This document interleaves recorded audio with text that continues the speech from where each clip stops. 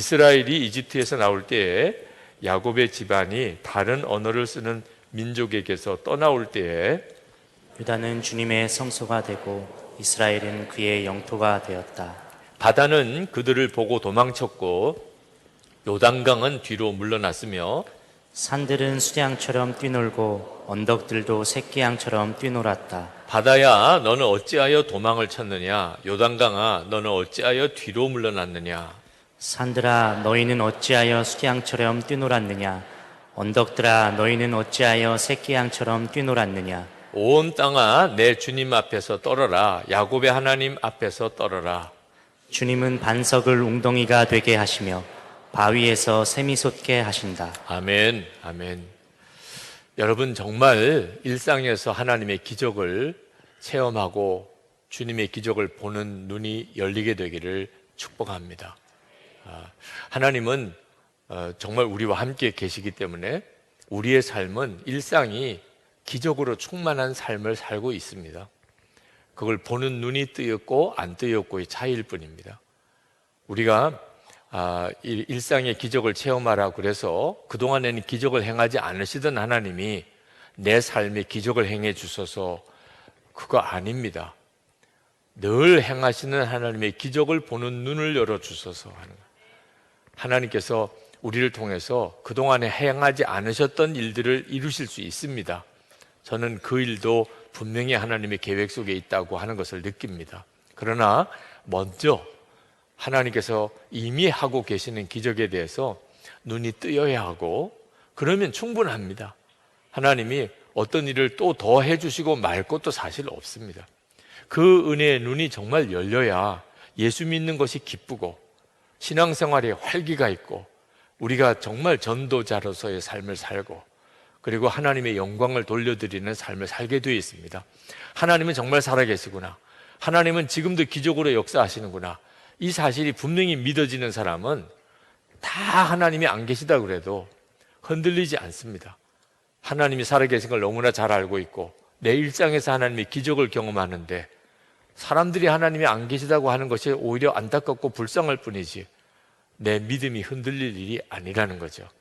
그래서 우리가 일상에서 하나님의 기적을 보는 것은 대단히 중요합니다. 실제로 우리의 삶 속에는 기적이 엄청나게 많습니다. 예수 믿는 사람의 고백이 아니라도 일상의 기적이라는 표현은 소설가도 또 수필가도 쓰는 표현입니다.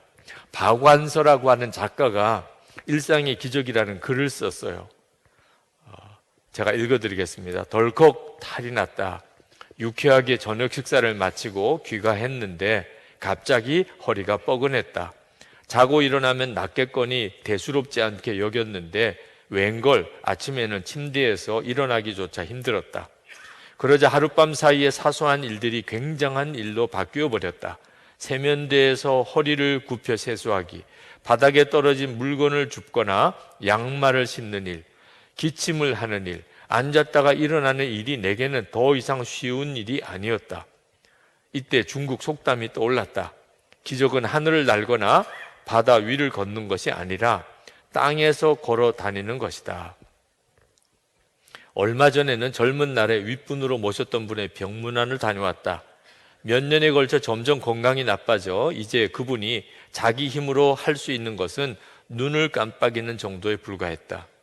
예민한 감수성과 날카로운 직관력으로 명성을 날리던 분의 그런 모습을 마주하고 있으려니 한때에 빛나던 재능도 다 소용없구나 서글픈 마음이 들었다. 돌아오면서 지금 저분이 가장 원하는 것이 무엇일까 생각해 보았다. 혼자서 일어나고 좋아하는 사람들과 웃으며 이야기하고 함께 식사를 하고 산책을 하고 그런 아주 사소한 일이 아닐까.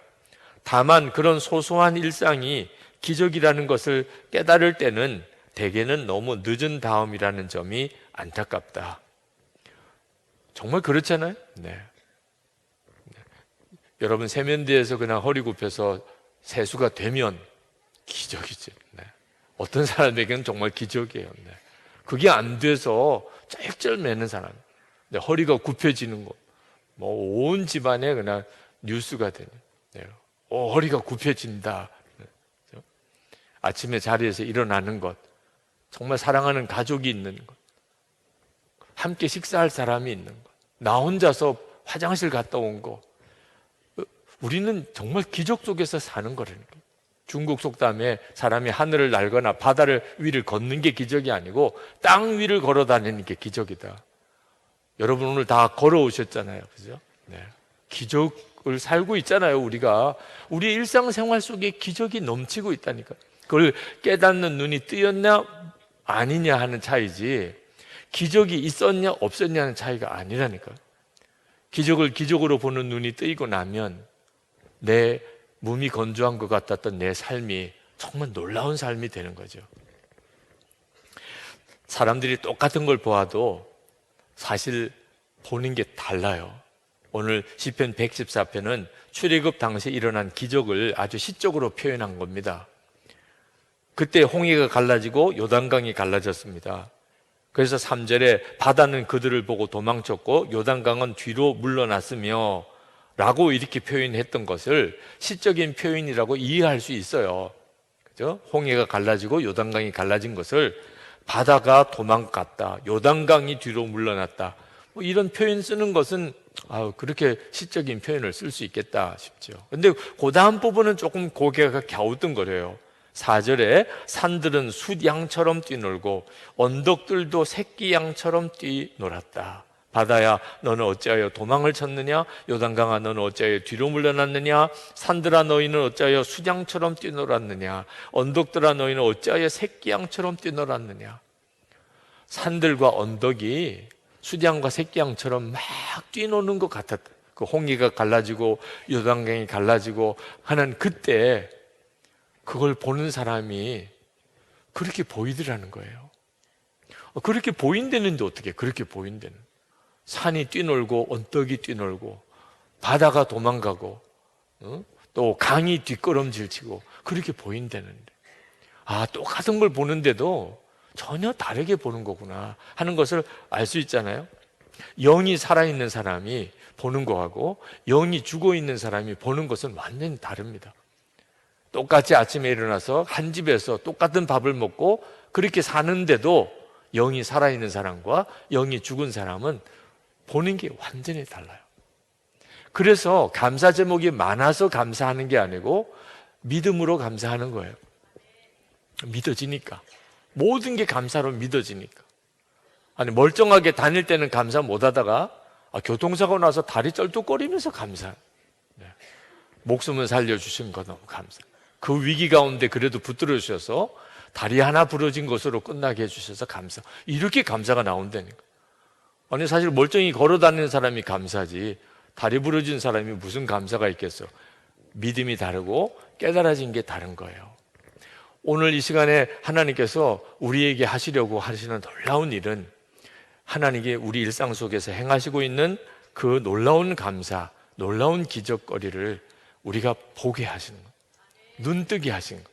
제가 군 훈련 중에 다리가 부러졌을 때도 저 자신을 보는 눈을 하나님 열어주시고 제 믿음의 실상을 열어주시면서 정말 밤새도록 회개했습니다. 밤새도록 울고 또 고백하고 또 울고 또 고백하고, 그게 저의 회심이었고 저와 함께 계시는 주님을 바라보는 눈이 뜨이는 놀라운 계기가 되었습니다. 저는 다리가 부러져서 언제 고침을 받을지도 모르는 처지가 됐고, 정말 군에 입대는 할 수 있는 건지, 내가 갈 수 있는 교회는 있는 건지, 아내나 딸을 먹여 살릴 수는 있는 남편이나 아버지가 되겠는지, 모든 게 다 정말 완전히 바닥에 다 무너져 버린 그런 때에 사실은 제 생애는 하나님이 기적적으로 건짐받는 때였어요.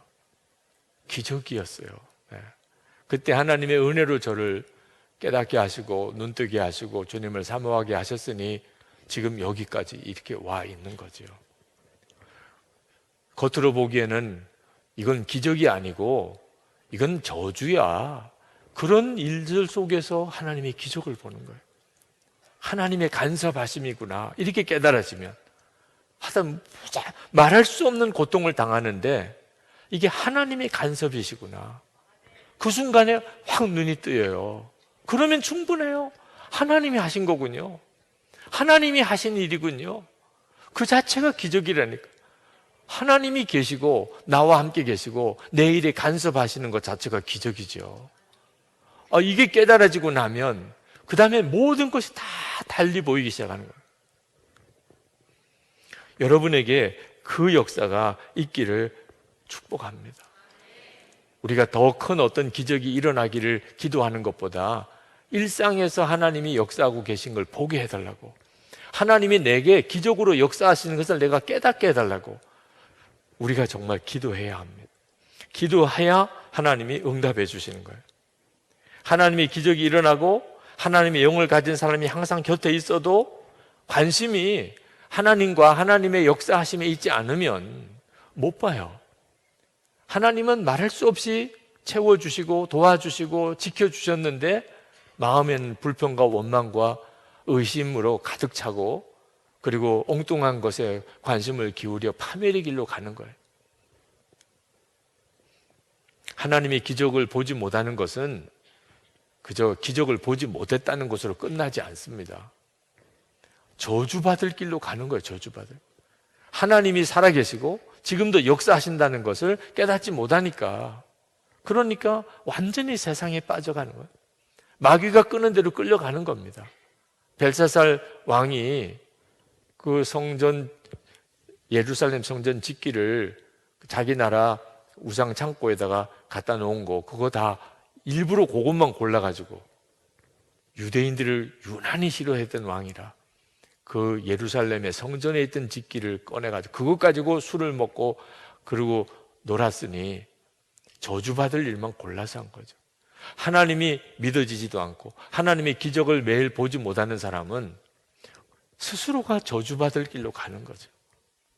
그러니 일상에서 하나님의 기적을 경험하고 아니고는 우리에게 있어서는 이건 결정적인 문제예요. 우리의 삶에 있어서 우리에게 하나님이 존재하신다는 증거를 가장 흔히 보여주는 건 기적이 아니고요, 우리의 실제적인 일상에 우리가 보는 모든 자연 현상이에요. 로마서 1장 20절에 창세로부터 그의 보이지 아니하는 것들 곧 그의 영원하신 능력과 신성이 그가 만드신 만물에 분명히 보여 알려졌나니 라고 말씀했습니다. 여러분, 우리가 그냥 아침에 일어나면 해가 떠오르죠? 밤에는 달이 떠오르잖아요. 우리가 늘 이렇게 지구에서 이렇게 살고 있죠. 그런데 정말 이 천체를 조금이라도 더 깊이 이렇게 보면 믿어지지 않는 일이 일어나요. 이 온 우주에 오직 지구 외에는 가보면은 이건 끔찍한 환경이에요. 더우면 너무 덥든지 추우면 너무 춥든지 공기라고 하는 것은 존재할 수가 없는 그런 환경이에요. 아주 황량한 사막이고 완전히 두꺼운 얼음층이고 별들마다 다 그렇다니까요. 그런데 그 많은 셀 수도 없는 우주 전체를 보면 먼지라고 하기도 어려운 이 지구 하나만큼은 태양과 달과 모든 천체 사이에 정말 적절한 거리를 딱 맞춰가지고 그리고 사람이 살기 딱 좋을 수밖에 없는 환경을 가지고 있다는 거예요. 여기서 우리가 살고 있는 거예요. 그러니 무슨 기적이 따로 일어나지 않아도 아침에 태양이 뜨고 그리고 저녁에 달을 보면서 지금 나는 놀라운 기적을 살고 있구나. 어떻게 하나님이 이렇게 신묘하게 우리를 이 지구상에 우리를 이렇게 살게 하셨나. 상상이 안 될 정도예요. 여러분의 신체 세포 하나까지도 사실 가만히 여러분 살펴보면 이건 정말 기적 그 자체를 살고 있는 거예요. 우리의 세포 자체가. 하나님이 그렇게 만드셨어요. 시편 19편 1절에 하늘이 하나님의 영광을 선포하고 궁창이 그의 손으로 하신 일을 나타내는도다. 아멘입니다. 사방에 하나님이 하신 일들이 나타나고 있어요. 그 가운데 우리가 살고 있는 거예요. 내게는 하나님의 기적이라고는 일어나지도 않아. 정말 몰라서 하는 이야기인 거예요. 지금 숨쉬고 살아있으면서 무슨 하나님의 기적이 일어나지 않아요. 우리가 이 지구상에서 산다는 것 자체가 정말 말할 수 없는, 설명이 안 되는 하나님의 기적 가운데 살고 있는 거라니까요. 그러나 그것들보다도 더 놀라운 기적, 그 기적이 뭐냐면 하나님이 우리 안에 오셔서 우리와 함께 사시는 거죠. 지구가 정말 설명이 안 되는 그런 자연이고, 또 우리 세포 하나하나도 이가 창조주의 솜씨가 담겨 있는, 우리 속에 있는 DNA 자체가, 이건 정말 지적 설계자가 누군가가 설계하지 않았으면 있을 수가 없는 그런 놀라운 신비가 있지만, 그보다도 비교할 수 없이 놀라운 것은 하나님이, 정말 살아계신 하나님이 내 안에 와 계시다는 거예요. 2절 말씀해 보면 유다는 주님의 성소가 되고 이스라엘은 그의 영토가 되었다, 그런 표현이 나오는데, 이게 기적이에요. 하나님이 이스라엘을 하나님의 성소로 만드셨어요. 유다 백성 가운데 주님이 오셨어요. 그것이 그 유다 민족 이스라엘 백성이 받은 가장 큰 축복이고 기적이에요. 하나님이 함께 계셔 주신 거예요. 근데 이 은혜와 복을 예수 믿는 우리 모두는 다 누리고 있어요. 우리 자신이 주님의 성전이에요. 이 육체가 주님이 우리 안에 오셨어요. 여러분이 이 사실에 대해서 눈이 뜨이고 나면 내게는 기적이 없다고 말을 할 수가 없어요. 아니, 주님이 지금 내 안에 들어오신 것 자체를, 그거 기적이 아니라면 도대체 어떤 걸 기적이라고 하겠어요? 주님이 나와 함께 계시다. 여러분의 지금 처지와 형편이 아무리 힘들고 어려워도 주님이 여러분 안에 계세요. 오늘 이 시간에도 주님이 여러분 안에 계시니 여러분이 이렇게 오셔서 찬송도 하고 기도도 하고 보혈을 의지하고 여러분의 마음속에 성령의 감동도 느끼고 지금 말씀도 듣는 거예요. 여러분 안에 주님이 계시지 않으면, 주의 영이 있지 않았다면 아마 여러분들 벌써 나갔을 겁니다. 여기 왜 앉아 있어요? 여러분 안에 계신 주의 영이 사모하게 하고, 그리고 은혜를 받게 하고, 그리고 여기까지 여러분들을 이끌고 계시잖아요. 이보다도 더 놀라운 일은 없는 거예요. 여러분, 우리가 주님이, 하나님이 정말 살아계시구나, 내 안에 계시구나 하는 자체가 눈이 뜨이고 나면, 그러면 그냥 나도 모르게 나오는 고백이 주님 충분합니다. 주님 충분합니다. 주님 저와 함께 계시는군요. 제 안에 오셨군요. 하나님이 하셨군요. 그거 하나로 충분합니다. 더 이상 더 안 해주셔도 상관이 없겠습니다. 만족합니다. 예수님 한 분이면 충분합니다. 이런 믿음이 내 안에 생기고, 그러니까 모든 것에 감사하고 항상 기뻐하는 거죠. 그렇죠? 근데 그렇게 되어진 삶이, 그 사람의 삶이 정말 놀라운 하나님의 복이, 은혜의 역사가, 능력이 활짝 열려지는 삶이 된다는 거예요.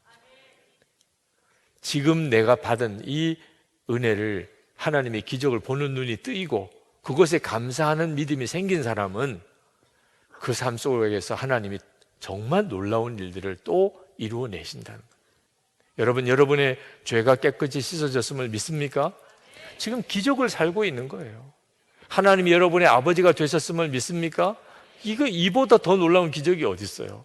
주님이 여러분 안에 계신 걸 믿습니까? 여러분 정말 놀라우신 분들이에요. 근데 그 엄청난 기적을 기적처럼 여기지 않고 사니 하나님의 다른 역사가 나타나기가 어려운 거죠.